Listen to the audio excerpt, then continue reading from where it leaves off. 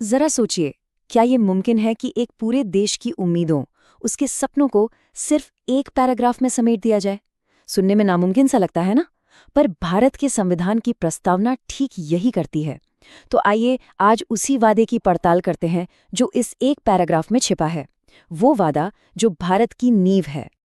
तो चलिए जरा वक्त में पीछे चलते हैं, साल 1949 में। एक नया नवेला राष्ट्र जन्म ले चुका था और उसे अपने भविष्य के लिए एक रास्ता तय करना था। उस ऐतिहासिक लम्हे में हमारे संस्थापकों ने हमारी तमाम उम्मीदों और आकांक्षाओं को सिर्फ एक पैराग्राफ में ढाल दिया।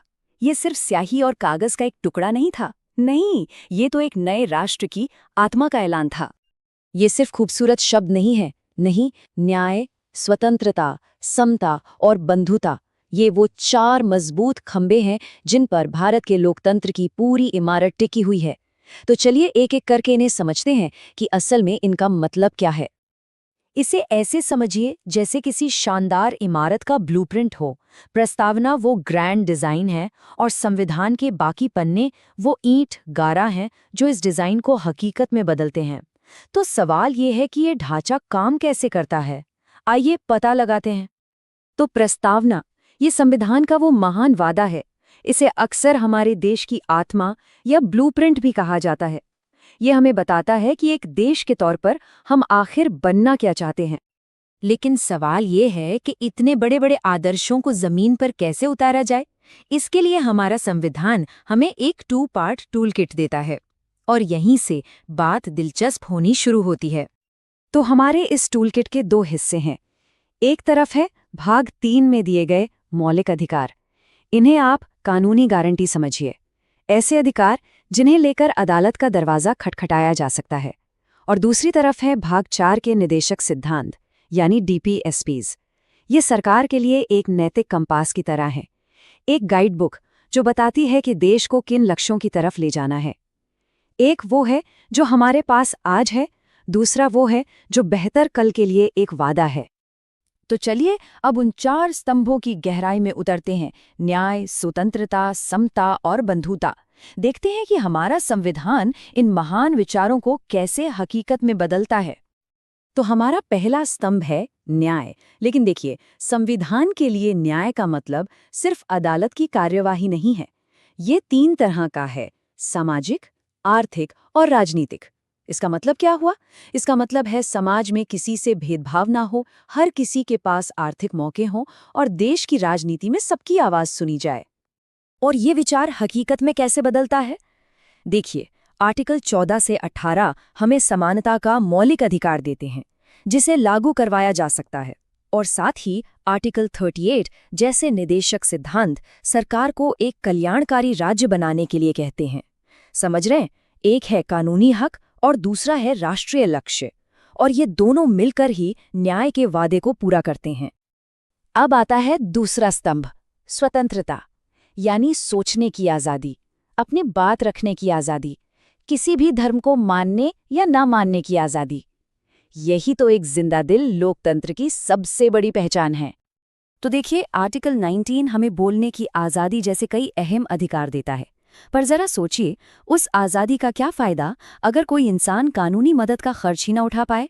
बस यहीं पर आर्टिकल 39A जैसे निदेशक सिद्धांत काम आते हैं। वो सरकार को मुफ्त कानूनी सहायता का लक्ष्य देते हैं ताकि स्वतंत्रता सिर्फ एक किताबी बात न रह जाए, बल्कि हर किसी के लिए एक जीती जागती हकीकत बने। तीसरा स्तंभ है समता, यानी इक्वालिटी। और ये सिर्फ कानून की नज़रों में बराबर होने तक सीमित नहीं है। इसका मतलब ये भी है कि हर किसी को जिंदगी में आगे बढ़ने के बराबर मौके मिले। ये प्रतिष्ठा और अवसर दोनों की बराबरी की बात करता है।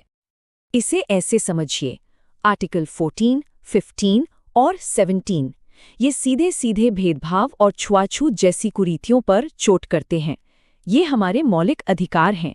और साथ साथ समान काम के लिए समान वेतन जैसे निदेशक सिद्धांत सरकार को आर्थिक बराबरी के लक्ष्य की ओर ले जाते हैं। और अब आता है चौथा और शायद सबसे खास स्तंभ, बंधुता। इसका सीधा सा मतलब है भाईचारे की भावना। ये हमें याद दिलाता है कि हमें हर एक इंसान की गरिमा का सम्मान करना है और साथ ही देश की एकता को भी बनाए रखना है। ये वो सामाजिक गोंद है जो हम सबको एक देश के तौर पर जोड़े रखता है। अब बंधुता कोई ऐसा अधिकार नहीं है जिसे लेकर हम अदालत जा सकें। नहीं, ये एक मूल्य है, एक कर्तव्य है जो हमारे मौलिक कर्तव्यों में झलकता है। इसका मकसद है आपसी सद्भाव और विविधता में एकता की भावना को मजबूत करना। और अब आते हैं सबसे जरूरी बात पर।